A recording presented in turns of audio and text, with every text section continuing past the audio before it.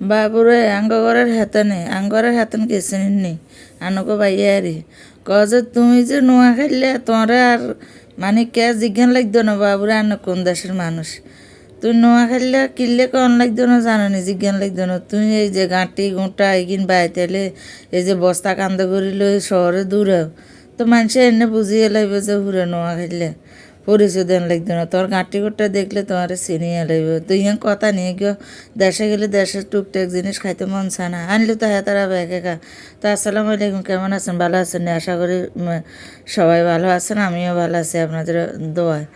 তো বাবুরে শুদ্ধ কথা কইতাম হারিয়ে না, নোয়াখালীর কথা কইতে কইতে নিজের দেশের ভাষা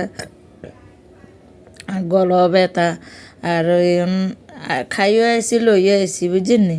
এই গরুর বট আনলাম, কলজি আনলাম, তারপরে মাংস আনলাম 15 কেজির মতো।